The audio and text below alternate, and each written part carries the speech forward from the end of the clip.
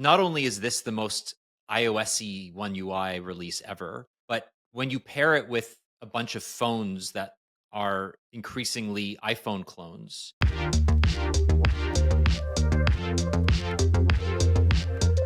Hello and welcome to the Android Police Podcast. My name is Daniel Bader. This week on the show, oh no, let me start again because I didn't Uh, let you come in. Eagle-eyed viewers will notice I was looking up to wait to see if Daniel would pause to let me in, and he didn't. And so I was like, okay, all right. All right, I'm Will. No, we'll just roll. I'm Will Sattelberg. no, I want to do it right. I'm sorry. All right, I all want to right, do all it right, right. all right.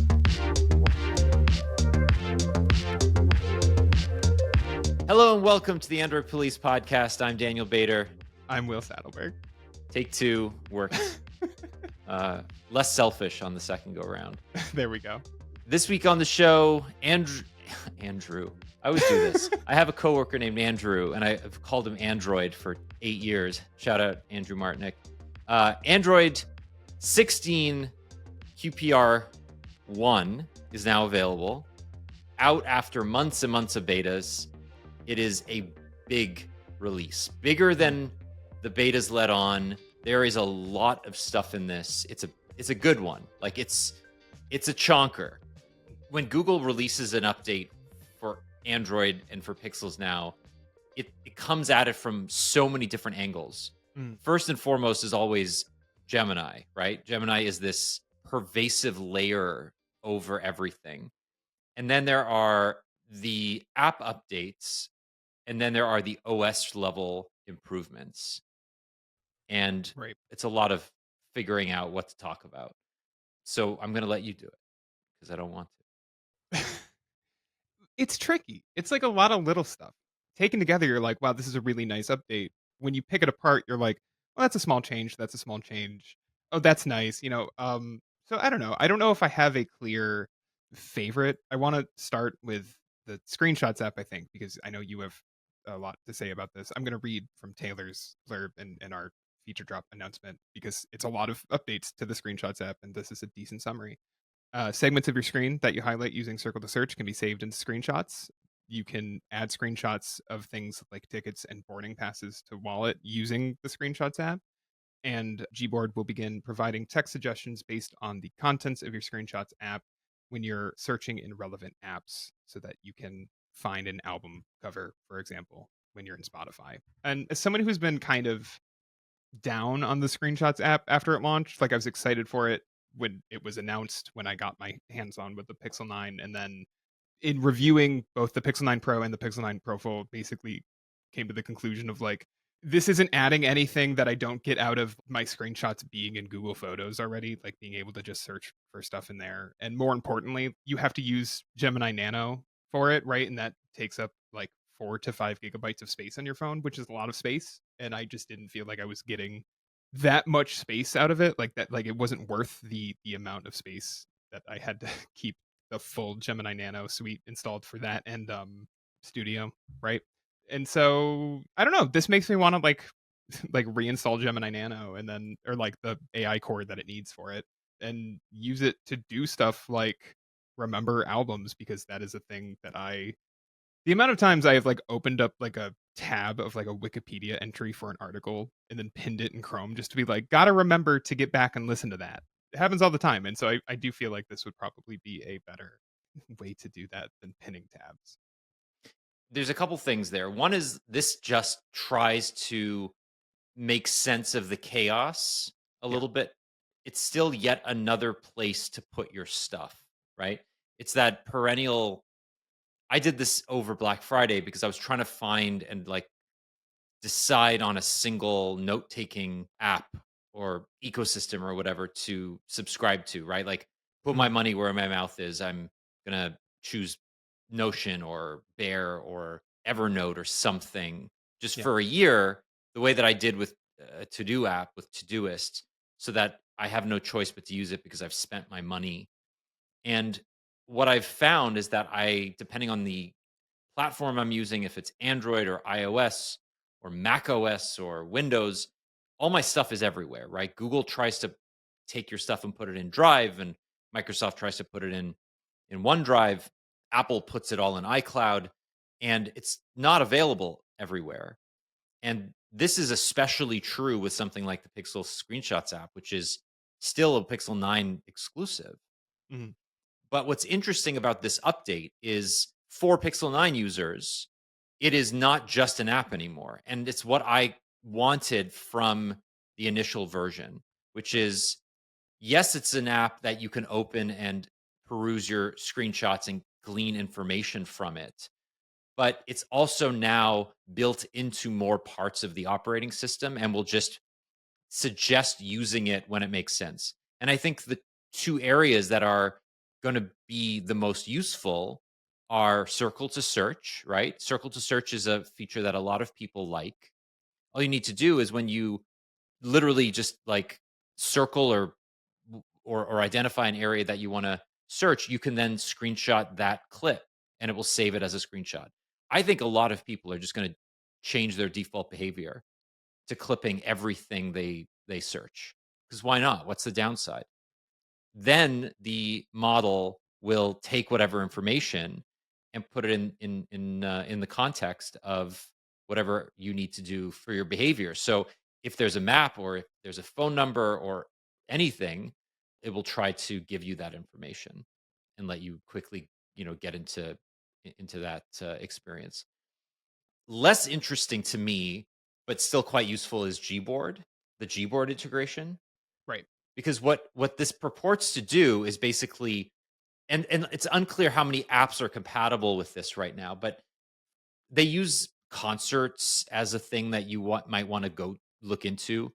So if I take a screenshot of an upcoming concert, they will suggest that artist when you're searching in Spotify. I don't know what it does if like you have a lot of concert posters or if you just Yeah. clip everything. Sure. But, in this situation, it's like I took a screenshot of Remy Wolf's upcoming concert poster or Yeah. information. I then go to Spotify or YouTube Music and it like suggests me to put in Remy Wolf as a keyword. Like I don't Right. know how useful that is, but it's interesting that that's what is happening here. The third one I think that might be cool is Google Wallet integration. You take a screenshot of a card or something, a loyalty card, a bus pass, whatever, and it will allow you to add that directly into Google Wallet. So it just saves you a step because then you won't Yeah. have to go into Exactly. Google Wallet and manually add it. None of these things are life changing, but it does move pixel screenshots into that realm of like pervasive ambient, Yes. not quite agent, but like what Google's calling a sidekick, right? And in my Sure. piece, I talk about the difference between agentic AI and kind of helpful AI or sidekick AI, where agentic is active. It tries to seek out opportunities to take over your behavior on a device, whereas passive is just it sees what you're doing and it nudges you. It gives you a suggestion, and you don't have to take the suggestion, but you can if you want. Right.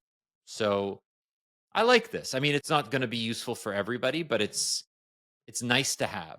Yeah, I think even removing the AI adjacent buzzwords from it, this is just kind of the stuff that Google has always been good at, in my opinion. Like it's a double-sided coin, but like at their best, it's like, oh, we have this app and we have this app, and we can make them talk to each other. And like we've integrated these two services on Android through Gboard, right? Like kind of like this. And so I don't know. Like I think this is a what I like to see Google doing. And it's also like a good example of what I think AI should be used for, which is like small things that add up through your daily life, but that save you a step or two instead of like, I'm going to let AI write a letter to your, my child's hero athlete or whatever, right? Like, I think this is like the much more obvious. It's harder to advertise, but it's much more useful to the end user.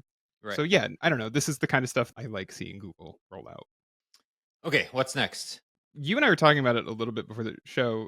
Expressive captions are like a really interesting idea to me, and not just because like half of their examples involve football, but I think this is like a really like smart way. So basically, expressive captions adds that uses like a gasp, like in brackets, or like all caps when like a like sports announcer is like yelling about a play or something.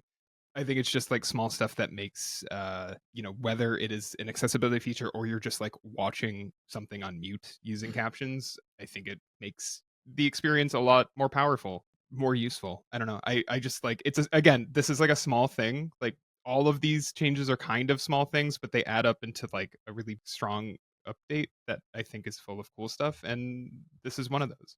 Yeah, I guess this is an accessibility feature that makes the experience meaningfully better.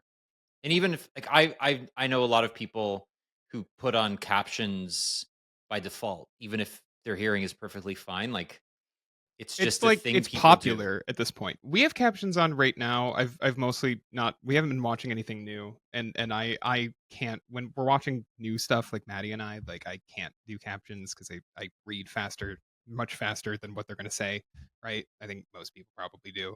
And I have a hard time ignoring the captions on the bottom of the screen. But oh, that's we were watching the one new thing we were watching was Great British Bake Off, which I do especially occasionally their accents are a little too thick and the captions help out there. But The northern accents.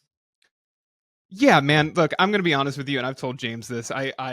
James is like, yeah, that these two people obviously sound different. They're from two different regions in the UK and I'm like, sure James, whatever you say, man. I can't sometimes I pick it up and sometimes I don't. But yes, the northern accents are strong. That one I know.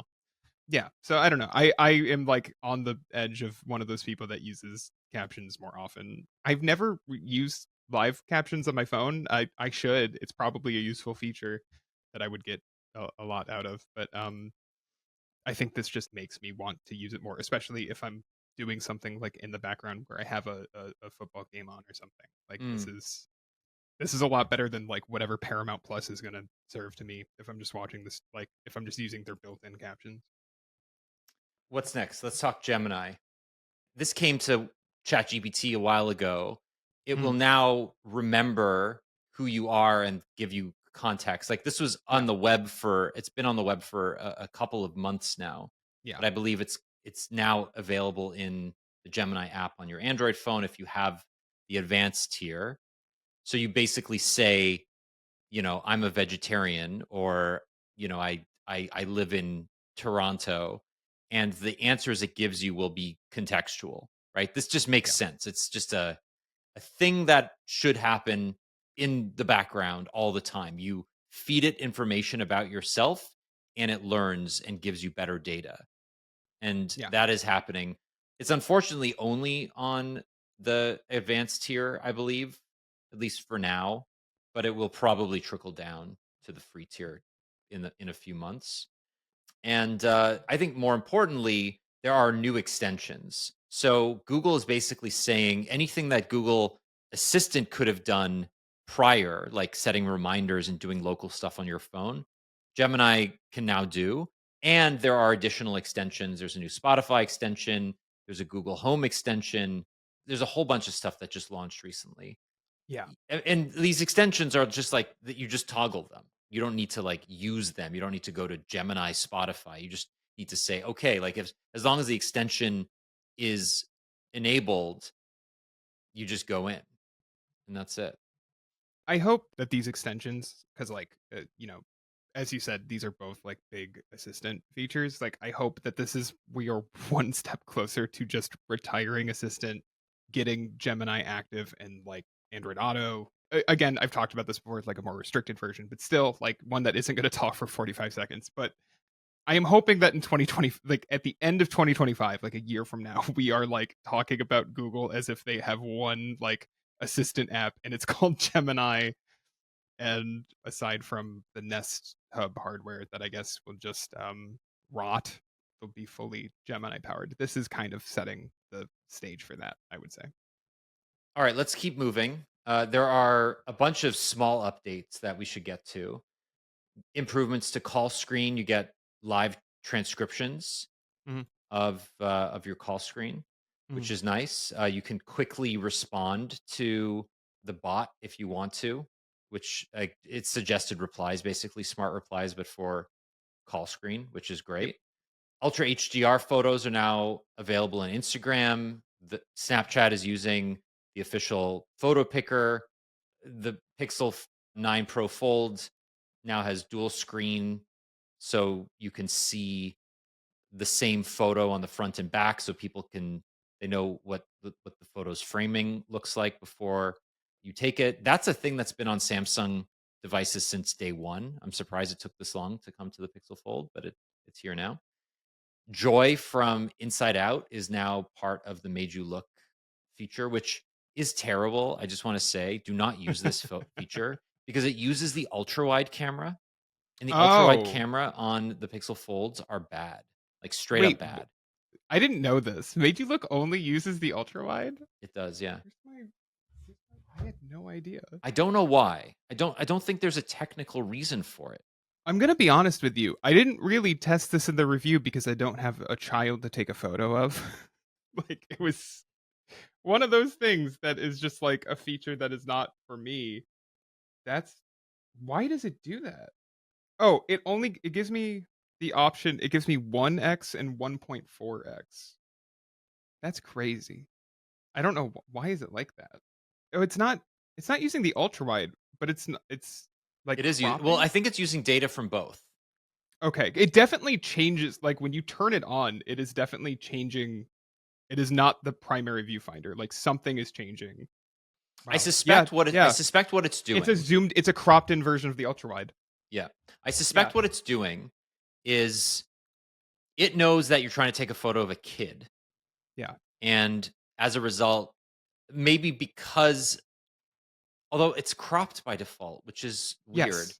Yeah, but it crops in on the ultra wide instead of what you're going to suggest is like, oh, if you're shooting with the ultra wide, yeah, you have a you better get shot more of in getting the in kid. the photo. Right, but no, it crops the ultra wide, which is like I know in. why. I know why. Okay, go ahead. It must have to do with the fact that the focus distance is much further. So Yeah, the chance of you getting correct focus on a moving subject, sure. it Okay. just focuses on everything, which means you're not going to risk getting a blurry or there's more chance of you getting a grainy photo from the smaller sensor, Right. but there's a greater chance of you getting a photo in focus, which is Yes. probably what it is.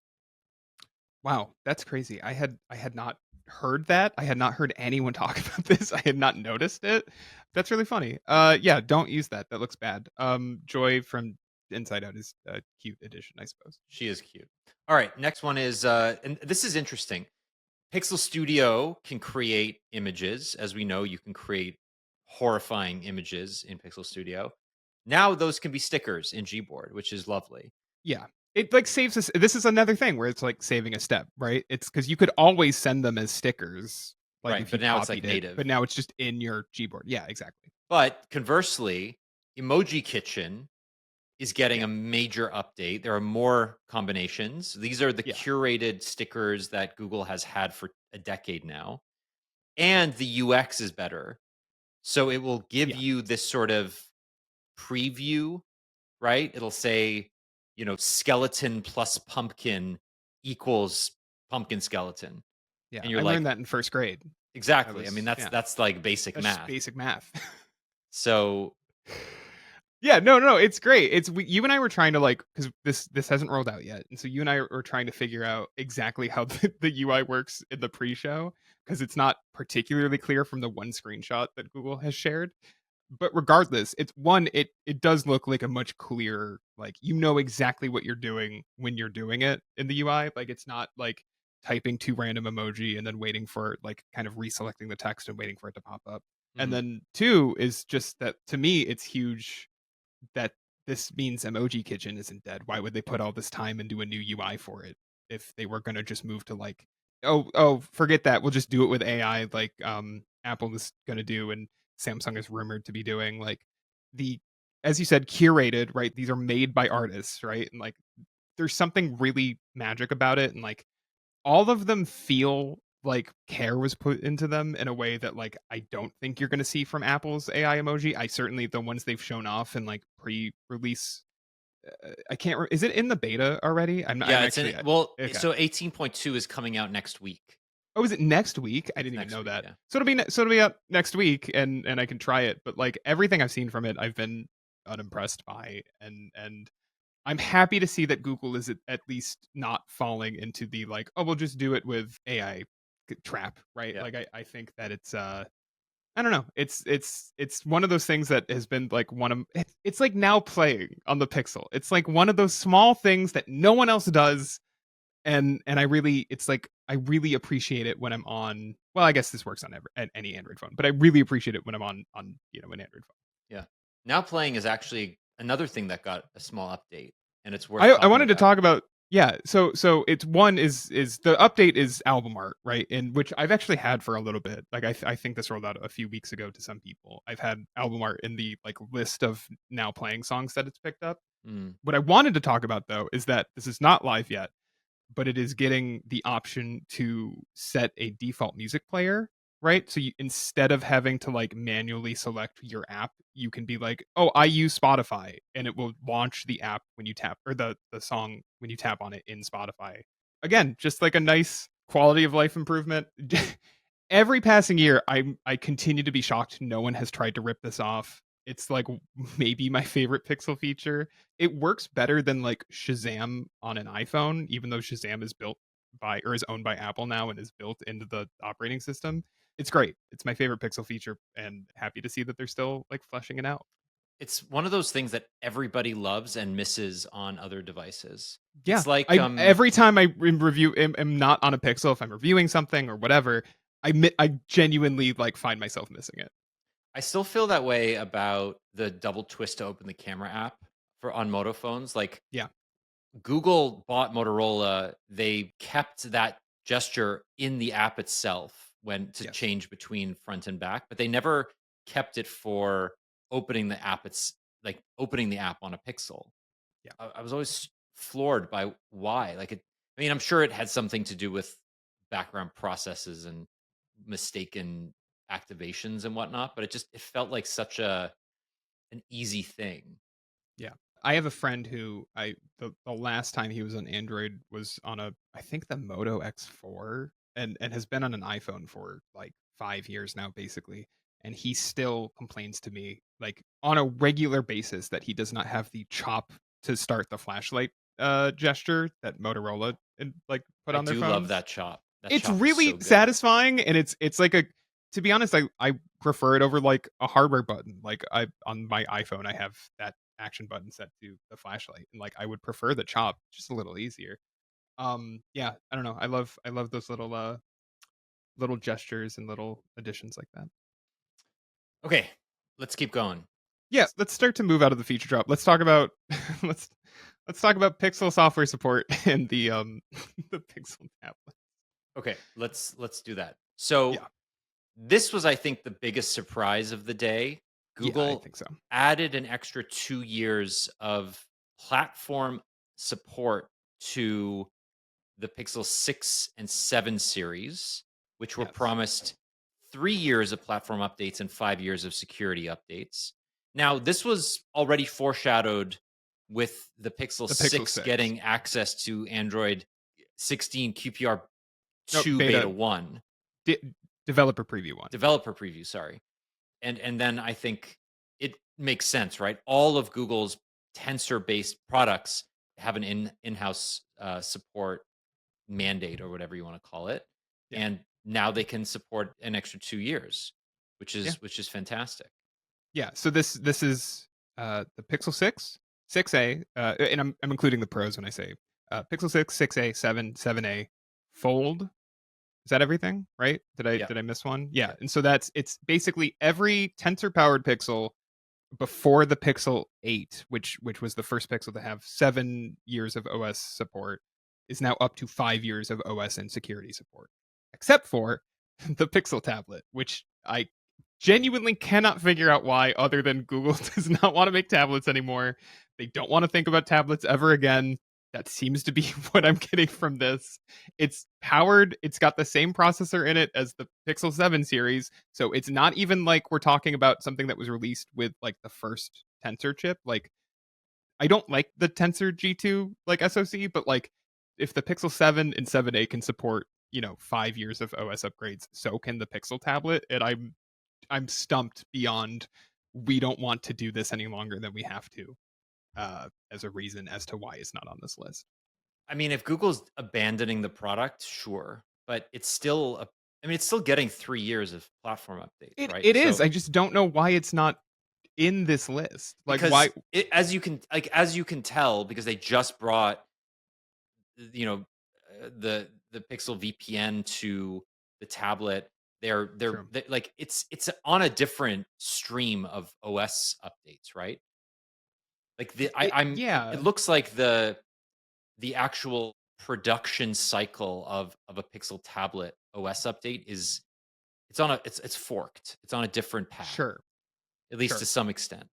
They could still probably promise the same level of support at this point, though. Even if it's like, oh, the updates will arrive at different times, they could still say, but it will arrive. Those updates will arrive for 5 years.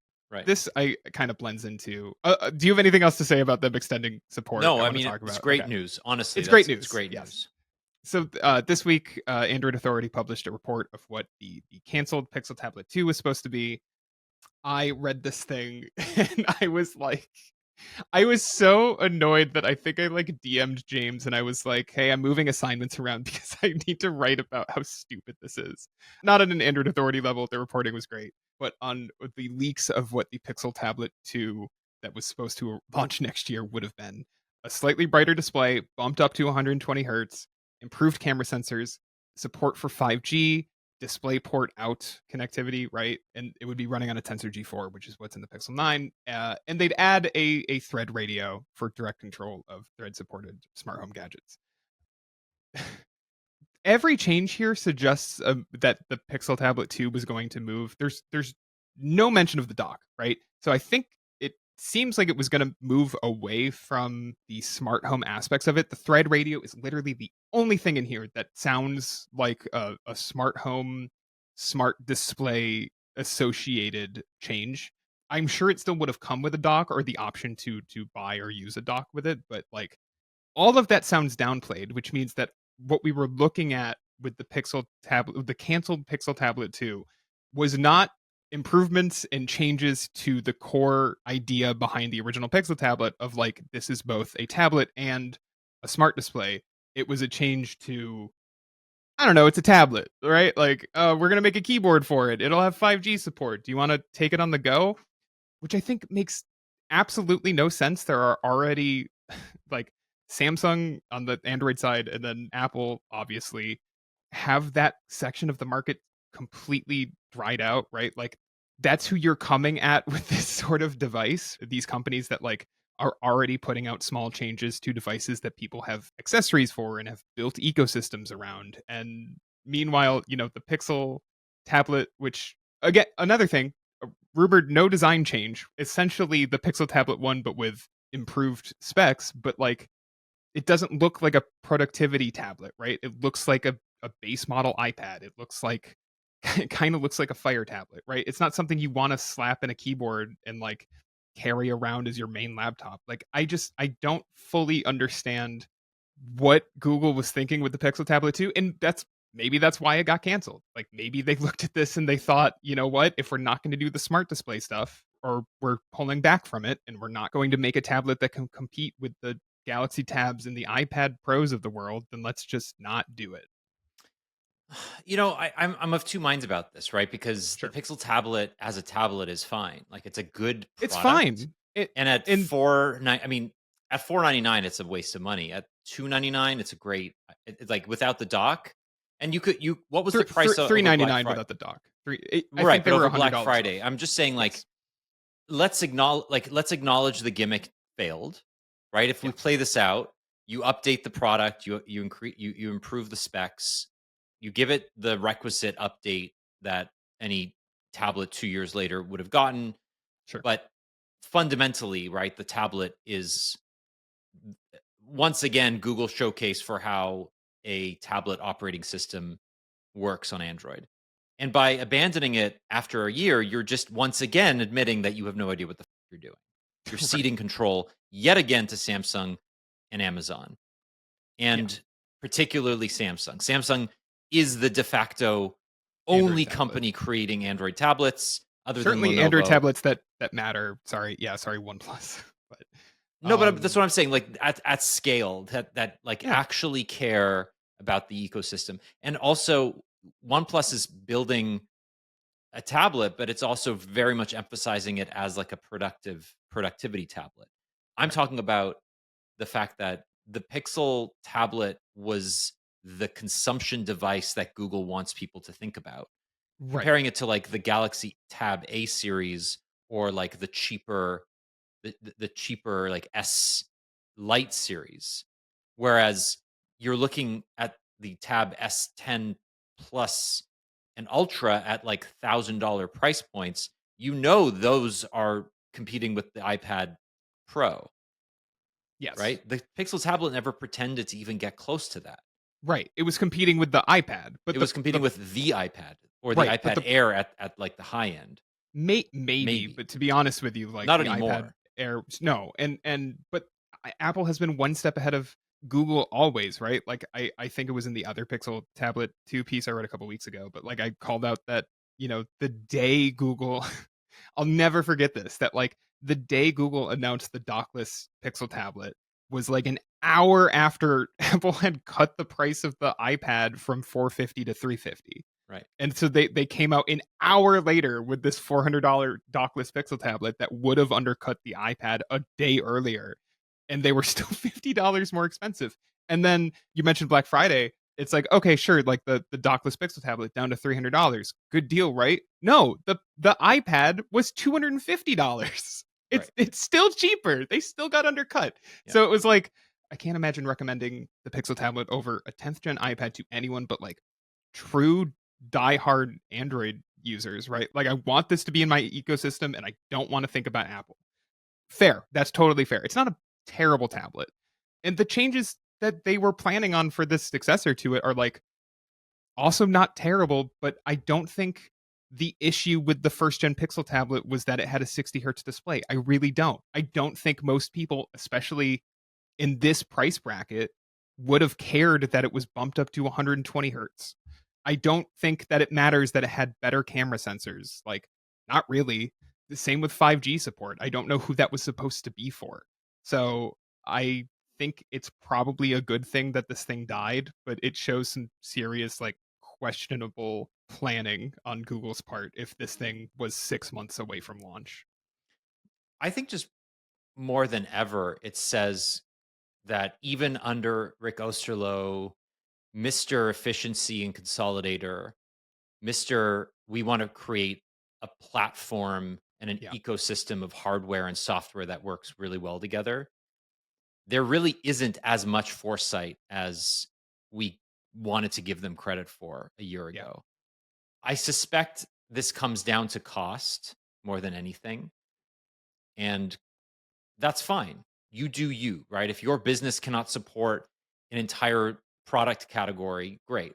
But we talked about this 2 weeks ago when we talked about the rumors of unification of Chrome OS and Android and how Right. Google is sort of mulling the idea of creating a tablet slash laptop that runs Android, Right. and that they're still sort of planning a Pixel Tablet 3, but in a different form factor for 2026.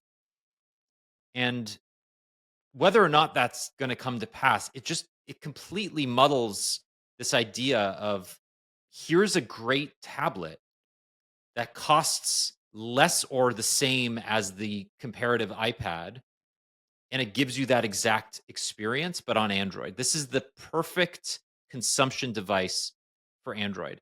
If they can't build that and they're just ceding that experience to Samsung, that's fine. But in my opinion, like I had the tablet in my living room with the dock for 4 months before I realized that the dock sounded so bad and It's so so bad. soft that it would Yeah. never get used. Yeah. Like a tiny Nest Hub Yeah. or the cheapest Sonos speaker or even like a Nest Audio Dude, that was the released original 4 Google years Home ago. sounded better. I'm sorry, like the decade old or almost decade old Google Home, like the original like thing with the thing on the lights on the top, like that sounded better in my opinion. And that's what I mean. Like, no rumor about what they were doing with the dock at all. Like, if it was going to still be included, it doesn't sound like they were going to change anything about it, or at least we don't know what they were going to change about it. But like, no commitment to being like, yeah, you know what? We half-assed like the first attempt at a hybrid smart display tablet. Let's fix it by making the speaker better, making hub mode better, adding cast support to the speaker so that when the tablet's undocked, Mhm. you can still cast to the speaker, which a year and a half later, like, remains the most brain dead decision that they made on that thing. I know it wouldn't matter anyway because the speaker's bad, but like, that to me is like the epitome of the first gen Pixel tablet, which is like the most obvious, like, and of course when the thing is undocked, you can still use the speaker, right? And Google's like, no, no, no. It's just a paperweight. If they weren't gonna improve that stuff, it's probably good that they're killing this thing, to be honest. Yeah, it's bizarre. It's super bizarre. On the other hand, like maybe it just doesn't make sense at 4.99 or 3.99, right? Like Yeah. if they're not making any money and they're not selling them in volume, like this is the right move from a business perspective.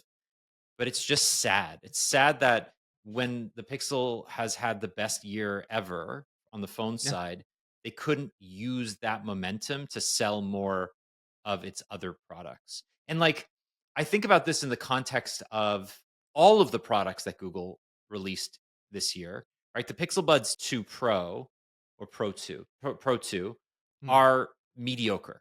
I will just say very clearly, they are a mediocre product and an insubstantial upgrade.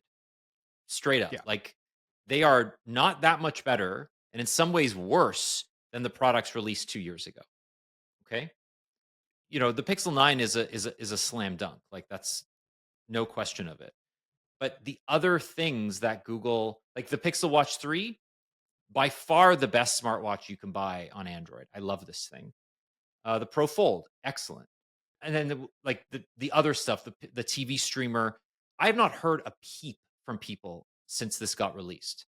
Nothing. I, I'm using it in the bedroom. Is it It's good? uh Is it it's fine. performant? Is It's it fine. still working? Google TV sucks. Like, I the less time I'm on that home screen the better, but I jump right into whatever app I want, and like, it's responsive. Again, it's been, I guess that's the only 3 thing you can months. ask for. Well But that was well, the like, number. That was the amount of time that the first mine one was took 6 to months. tank. I am curious to see how it's performing in March. If it's Mm, performing fine in March, if it's performing fine in next September when it's a year old, then that's fine. But like, my point on the Google TV streamer a couple months ago was exactly that, which is like, everyone should wait a year to see how early adopter models are working and reviewer models are working. And so far so good. If you want the 3 month guarantee, I can provide it, but I can't go farther than that. And again, the software is bad. So well, if the software is bad, then I just, that's the like, it's worst just a part. lot of ads and bloat. Mhm, It's as bad as it is on Roku or the Fire TV. The difference is that this costs twice as much. right. Yeah, fair enough. There's a bunch of stuff that we wrote up that Sure. I think is worth just going through really, really quickly. Michal wrote up a Yeah. piece of like all the stuff that Google didn't say in Android 15's first feature drop. And these are things that he had written about extensively in various leaks for both Android Authority and Android Police. Better We should mention windowing. lock screen widgets, which is in this thing. Yeah, Lock lock screen screen widgets widgets are for the back Pixel tablet. for the For the tablet. Right. Which, So they did decide to do. I don't know. I don't know why this is here. I'm happy it's here. I would love to see widgets come back to all Pixel devices, not just the tablet. But it is, coming right after that long conversation we had about Google not knowing what they're doing with tablets. It is very funny to be like, oh right, they added lock screen widgets there. If you're into that, yeah, I mean, there's a bunch of stuff around like displays, better external yeah, display settings, windowing in desktop mode, which we knew was coming. But again, like if you're making Android for a laptop style device feasible and you want it to replace Chrome OS as your primary laptop operating system, yeah, basic windowing is table stakes. You need far more extensive and customizable windowing. You need apps that feel native with a yeah, mouse and keyboard. But it seems like Google is trying to lay the groundwork here with better mouse compatibility, with windowing, with a lot of other stuff that's potentially coming to Android and Android 16. So that's I think, good news for anybody who wants to use Android on a tablet or something with a keyboard. It will be interesting to see if these frameworks get added to DeX or if Yeah, Samsung continues to sort of carve its own path for DeX, yeah, which feels like an afterthought, but is also so much more widely used as a quote desktop replacement than anything else on Android. yeah, You just have to say, like, the things Samsung does for its tablets have a wider impact on the market and will always because of its yeah. size. I can't remember if I talked about this in the show, but I used Dex on the plane on the way to Maui on the Galaxy tab after, Mhm. like, because I was using just like Android's basic split screen functionality to write up embargoed news for Qualcomm, and I was feeling a little too cramped, and I switched over to Dex to have like better window support, and to be honest, like it was kind of great. Like it worked, genuinely sped up what I was trying to do.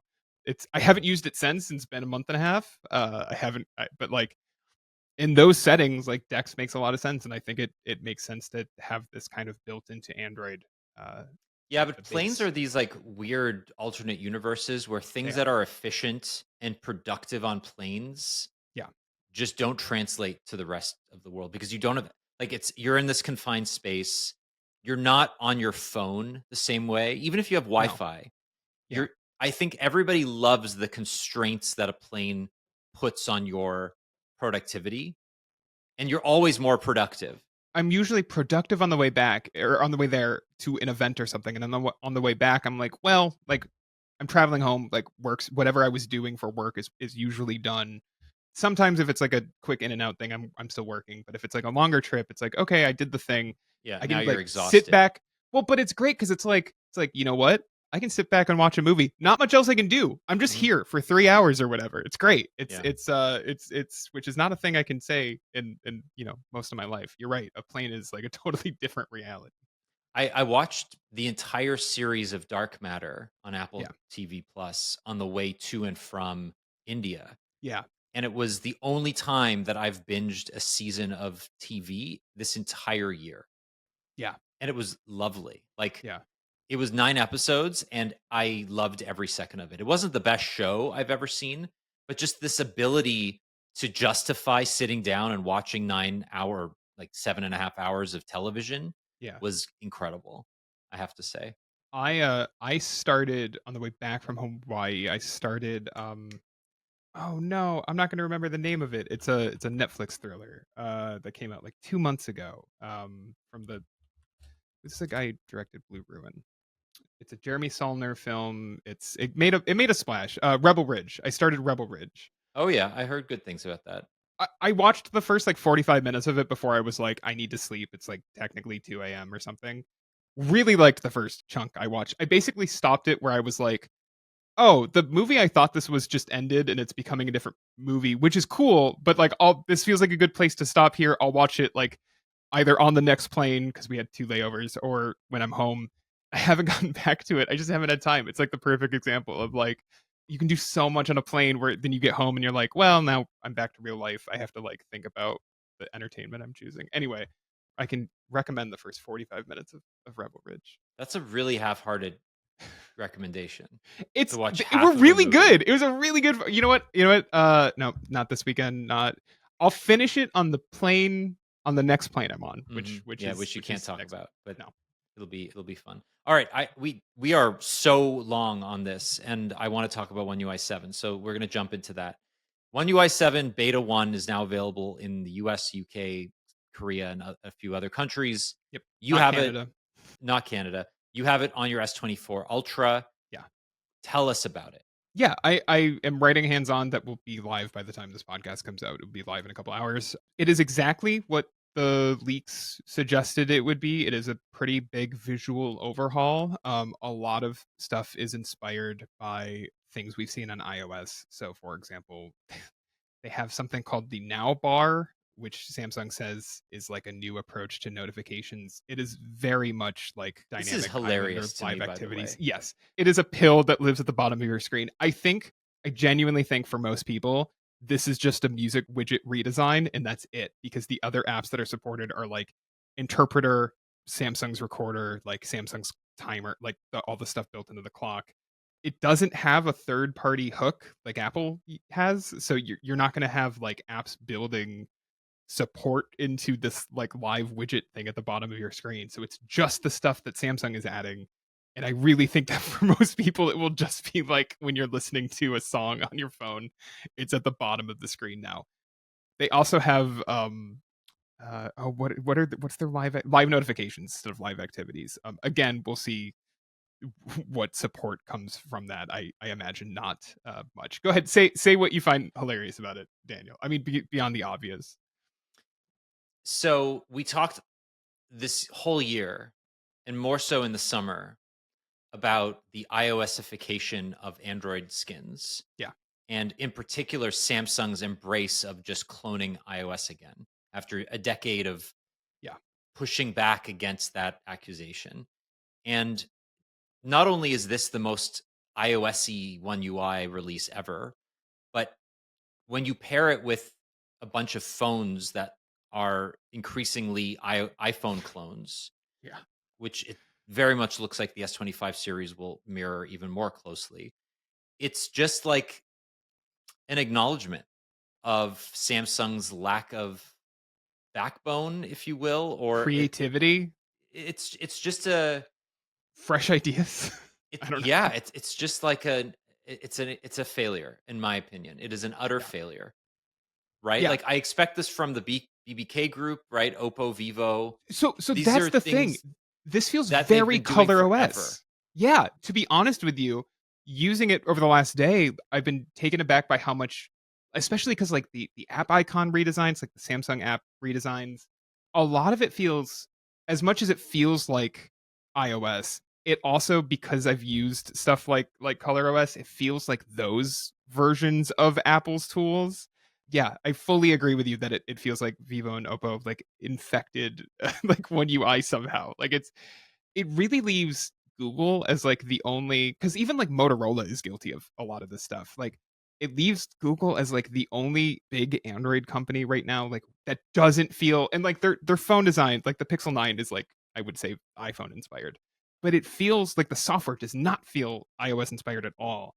And that is just not true with Samsung. I mean, even like they redesigned the camera viewfinder in One UI 7, and it's so interesting because it's like some of the elements, like the zoom, like your length of zoom, like looks very pixel to me. Yeah. But then you look at the bottom of it, and like the switching between camera modes, like portrait, photo, video, it's all caps, and it's in like it's like exactly the font Apple uses.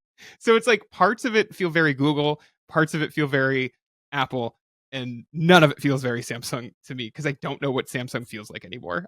I truly don't know what that company's identity is anymore, outside of like, we have those features too, and just come on over here. That's not to say there isn't stuff I don't like about One UI 7. I think the new widgets look good. I think they don't look like, at least to me, like the weather widget and stuff like that doesn't look like anything directly taken from Apple or Google. The the quick settings page still looks very old One UI, like very transparent and all that, but it is obviously taking like dedicated, it's a dedicated page now. That is something we've seen from basically everyone but Google at this point, that they're taking Apple's like dedicated quick settings page and doing that. It's fine. You can turn it off, which I think is nice. It's an annoying setting to find because it's not actually in the settings menu, but you can turn it off. You can bring back like the single notification quick settings page. It's fine. I haven't had any issues with it in the last day. The biggest change, truly, and I'm not exaggerating, the biggest change to One UI 7 was not in the announcement. It wasn't in any of the leaks. Samsung has a vertical app drawer now by default, and I'm really happy about it. It's like a normal, so funny to me, vertical. It's not like the Good Lock one that you could download that was really bad. It's like a real vertical app drawer that works how you would want it to Is work. it alphabetical? Because the old one is not. By default, when you upgrade to One UI 7, at least on beta 1, it is alphabetical. And if you go into the settings, right, you tap the menu button at the bottom of it, because there's a search bar and a menu button. It gives you the option to select custom order. If you select custom order, it goes back to the horizontal app drawer. So I can't figure out if that's just not finished, or like, and if the custom order will also eventually be vertical, or if that's just how they're doing it now. It's like, if you want your app drawer to be alphabetical, it's vertical. If you want it to be drag and drop in whatever order you want, it's horizontal. I don't know. It does still have folder support, which is great. Hmm. The folders just move to the top of the app drawer. It's nice. Like, genuinely, it feels so much better than the horizontal app drawer that Samsung has had forever. But it is a little bizarre. It also has a watermark, a permanent watermark that you cannot turn off in the bottom right corner that says secured by Knox, Mm. which again is just so weird. Where it's like, I'm like really excited about this change. It genuinely makes me want to use Samsung's hardware more, because I know it's such a like niche thing, but I find it so frustrating. The horizontal app drawer. But God, that watermark sucks. I know who cares about Knox. I don't know. And why would you need it in your app drawer anyway? Do you have anything to say about the vertical app drawer? And then I can, No, I yeah, just like, I'm excited to try it. I think sure, it's going to be, if not a good, then an impactful update, if at the very yeah, least. yeah, So, we'll go from absolutely, there, but we'll talk more about it. I'm excited for people to try it. Give us feedback if you are in the US on an S24, or anywhere in the world that supports, and you install it. But this is good. I mean, Samsung is the biggest Android manufacturer. One UI 7 will be a massive update. It's gonna make a lot of people happy because it looks more like their iPhone. Like, let's think about the audience that this is going after. It's not people like you and me. It's people that have a Samsung yeah. phone that see their friends with an iPhone all the time, and this Yeah, will this will make them feel like they have a similar experience. And it genuinely, sucks like, though. Like, live activities is a good thing. Like, I enjoy those widgets on when I'm on an iPhone. The give difference me is that there's a dedicated spot for them. give me an example of a live activity thing you enjoy on the iPhone. So Yahoo Fantasy, my basketball teams every night. Third party, not going to be on this. n- That's the problem. This needs like Well, a hook right. to build into, and it doesn't have it. As far as like, they haven't said anything. As far as I can tell, this is just for Samsung. And so, because I agree with you, I in fact Yahoo Fantasy also my example, but for football. But I think the fantasy like live activity widget is great. Also sometimes a little stressful, but mostly great. I would love to see it something like that on Android, but I don't think it's going to be in this. It's not going to be in One UI, and that's I guess my problem. That was the point I was building to, is that it needs that third party hook. Because I agree with you that there are a lot of examples like Yahoo Fantasy at this point, two years in or whatever. But it's just, it needs that support. Yeah, no, download it if it's in your region. Also, S24 FE not included. I had to ask Samsung for clarification on that, because they just said the Galaxy S24 family, which apparently the FE is not part of. So, Incredible. Well, it's Exynos based too, so I think that's probably why. aren't there Exynos S24s in the some of the Are regions? there? Yeah, I'm like not the sure. S24 and S24 Plus in like Europe use Exynos. Mm, true.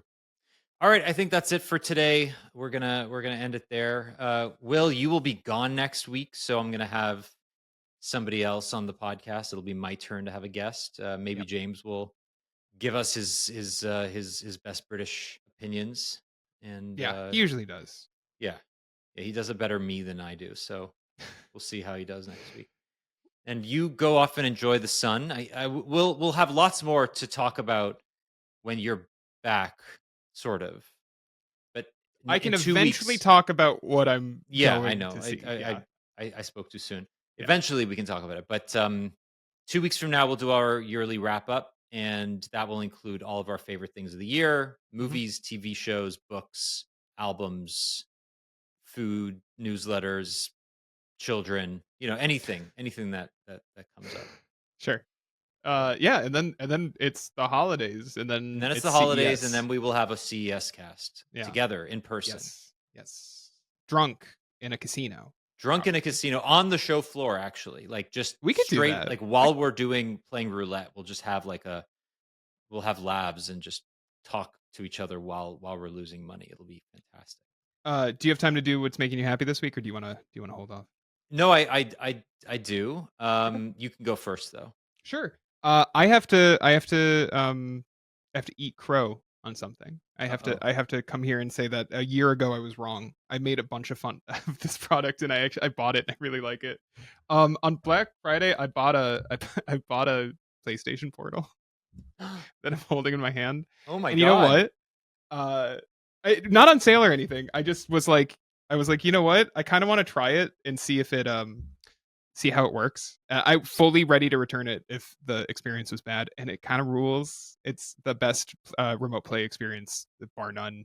Like, as dumb as it looks, the fact that you are just holding a dual sense with a screen in the middle means that, like, playing stuff like Astrobot, which uses a lot of the dual senses like mechanics, feels better than any other remote play experience you could have, because it's got all of the vibration and it's got all of the gyro stuff like all built in already. And the remote play stuff is rock solid. I've tried it on a phone and a tablet and a computer, and this is like I've had like 2 or 3 quick dropouts in after, you know, a week of using it pretty extensively in the evening and whatever. It's pretty great.